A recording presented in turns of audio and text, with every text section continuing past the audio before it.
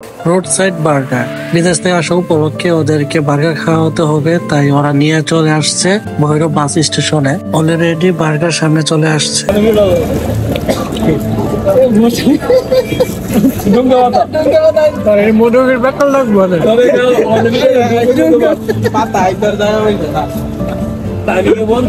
Burger খেয়ে পেট ভরে নেই, তাই বাড়ি খাবার খাওয়ার জন্য তার ন্যাচারাল লঞ্চে চলে আসলাম। ভৈরবের মধ্যে একটা একদমই আনকমন একটা রেস্টুরেন্ট, 10 তলার উপর, একদম ছাদের উপরে।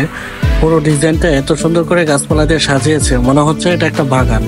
তো এখানে জায়গাটা অনেক বড় এবং খুবই লাইটিং আলোকিত, খোলামেলা।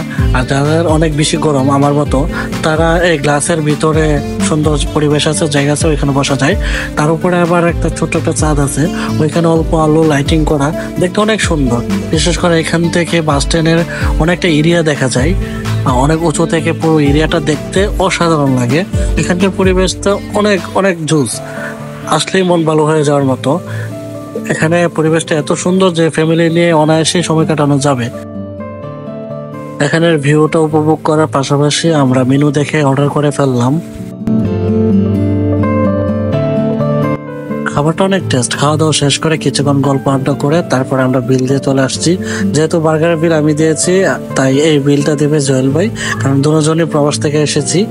তারপর হানিফ কাকাকে দূরেছি আমরা লাচ্ছি খাওয়ানোর জন্য, তো উনি খাওয়াতে চাচ্ছে না, খুব চাপাচাপের পরে আমাদেরকে খাওয়ালো অবশেষে।